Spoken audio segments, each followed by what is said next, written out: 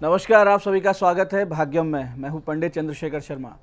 दर्शकों, सबसे पहले हम समझते हैं आज के दिन के पंचांग को, जिससे हम आज के दिन के अच्छे बुरे समय को समझ सके, जान सकें। आज दिनांक है 9 फरवरी सन 2024। विक्रम संवत 2080 चल रहा है। माघ मास है, कृष्ण पक्ष है, शिशिर ऋतु है, तिथि चतुर्दशी है और आज का वार है शुक्रवार। आज के नक्षत्र की बात करें तो श्रवण नक्षत्र पूरे दिन और रात्रि 11:30 तक रहेगा। योग व्यतिपात है, शाम 7:06 तक। आगे वरयान योग है। योग की दृष्टि से आज का दिन मिले जुले प्रभाव वाला है। आध्यात्मिक कुछ कारणों की वजह से अच्छा दिन है, लेकिन लौकिक दृष्टि से कोई विशेष लाभ इससे होता दिख नहीं रहा है। करण चतुष्पाद है, शाम 6:19 तक। आगे किनस्तुग्ना करण रहेगा। सूर्योदय का समय दर्शकों सुबह 7:08 का था और सूर्यास्त का समय शाम 6:14 का है। आज का राहु काल सुबह 10:30 से दोपहर 12 बजे के बीच रहेगा। इसे पूरी तरीके से टाल दीजिएगा। इसमें कोई शुभ कार्य नहीं करते हैं और लंबी यात्रा पे नहीं निकलना चाहिए। अभिजीत मुहूर्त आज दोपहर 12:19 से 1:03 के बीच है। दिन में 4 बार दुष्ट मुहूर्त भी रहेंगे। बिल्कुल ध्यान से समझिएगा, सूझबूझ से इन्हें टाल दीजिएगा। ये हैं सुबह 9:21, फिर सुबह 10:05, दोपहर 1:03 और 1:47। आज का दिशाशूल दर्शकों पश्चिम दिशा में। तो पहली कोशिश यही कि पश्चिम दिशा की यात्रा को आप टाल दें, लेकिन अगर जाना बहुत जरूरी है आज के दिन, पश्चिम दिशा की अनिवार्य यात्रा पर आप निकल रहे हैं, तो फिर परिहार कीजिए। परिहार इस प्रकार होगा, पश्चिम की ओर मुख कीजिए, थोड़े से जौ या राई के दाने खाकर पहले 5 कदम पीछे चलिए और अपने हृदय में अपने इष्ट का या भगवान श्री राम का ध्यान करें, उन्हें अपने साथ माने और फिर ये यात्रा करें। ऐसा करेंगे यात्रा बहुत सुंदर रहेगी, दिशाशूल आपको परेशान नहीं करेगा। आज का शुभ समय दर्शकों, यानी आज के दिन का कंपैरेटिवली सबसे अच्छा समय, जिसमें आप अच्छे प्रयास करेंगे तो सफलता के आसार ज़्यादा रहेंगे, वो है सुबह 8 बजे से लेकर सुबह 10:30 तक, दोपहर 1 से 2 बजे के बीच, शाम 5 से 6 बजे के बीच। आज की चंद्र राशि दर्शकों मकर है, यानी चंद्रमा मकर राशि से गोचर कर रहे हैं, जिससे आज के दिन सभी 12 राशियों के लिए कुछ इस प्रकार रहने वाला है। सबसे पहले बात करते हैं मेष राशि की। तो मेष राशि वालों को अपने सीनियर से मिलेगा समर्थन और करियर होगा स्टेबल। वहीं वृष राशि वालों को आध्यात्मिक अभिरुचि अधिक रहेगी, यात्रा के विचार भी आ सकते हैं। मिथुन राशि वालों के लिए सावधानी बनाए रखने का दिन है, वाहन इत्यादि ठीक से चलाएं। कर्क राशि वाले अपने वैवाहिक जीवन में कुछ छोटे मोटे मनमुटाव देख सकते हैं। वहीं सिंह राशि वालों को शत्रु बाधा परेशान कर सकती है, हालांकि आपका बिगड़ेगा कुछ भी नहीं, लेकिन फिर भी सावधान रहें। कन्या राशि वाले छात्र छात्राओं को भविष्य को लेकर एक अच्छी गाइडेंस मिलेगी आज। वहीं तुला राशि वालों को हृदय से संबंधित समस्या और भावनात्मक पीड़ा हो सकती है। वृश्चिक राशि वालों के पराक्रम में प्रभाव में वृद्धि होती हुई दिख रही है। वहीं धनु राशि वाले ध्यान रखें, आज कोई ऐसी बात आपके मुंह से ना निकल जाए जो सामाजिक प्रतिष्ठा को हानि पहुंचा दें। और मकर राशि वालों को आज आत्मविश्वास की कमी महसूस होगी, लेकिन जीवन साथी का आपके साथ रहेगा और वो आपकी हिम्मत बनी रहेगी। कुंभ राशि जो मशीनरी या वाहन से जुड़े व्यवसाय में है, वो लोग आज व्यापार में थोड़ी सावधानी रखें, यानी जो मेटल से रिलेटेड काम करते हैं। मीन राशि वाले किसी ठोस व्यापार के बारे में करेंगे आज प्लानिंग। अब करते हैं आज के दिन की ज्ञान चर्चा, जो आपकी हमारी अंतर्दृष्टि को, प्रज्ञा को जागृत करेगी। फिर आगे समझेंगे उन विशिष्ट उपायों को जो आपको समस्याओं से बाहर ले आते हैं और जीवन में सफल बना देते हैं। अंत में करेंगे आज के दिन की ज्योतिष मंत्रणा और समाधान।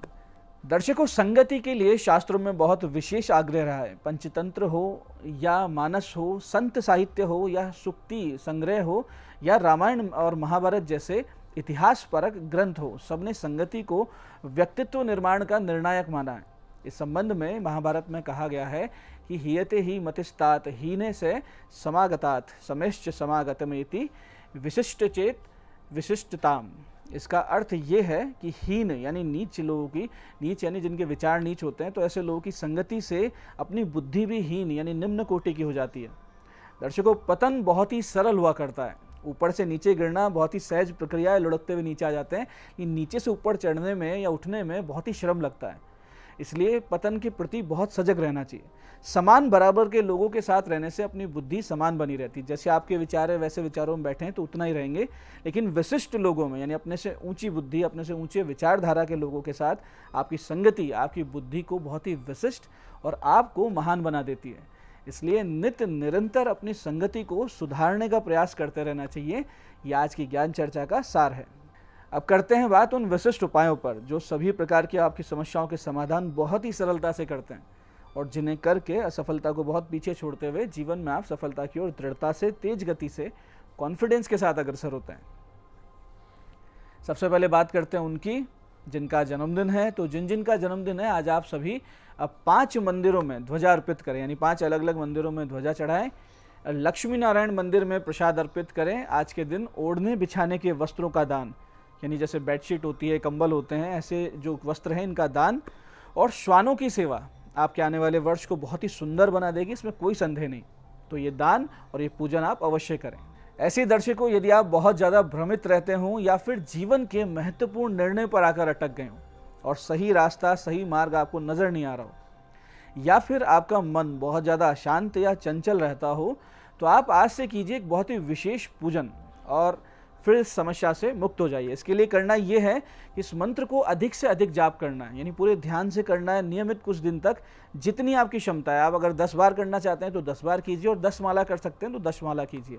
मंत्र को ध्यान से समझिएगा। मंत्र इस प्रकार है।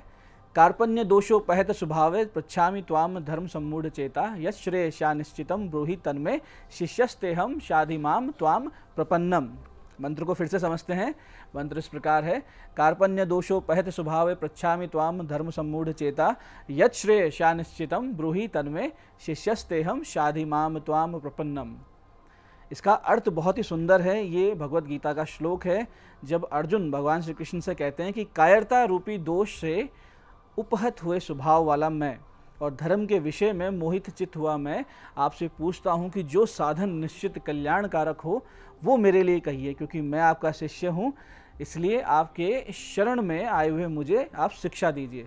तो इस भाव और इस अर्थ के साथ जब आप इस मंत्र को अधिक से अधिक संख्या में जाप करेंगे, धीरे धीरे भगवान श्री कृष्ण या परमात्मा आपको गुरु रूप में सही मार्ग दिखाएंगे। और जब जब आप ऐसे दोराहे पे खड़े होंगे कि अब डिसीजंस क्या लेने, आपको सही रास्ता मिलेगा।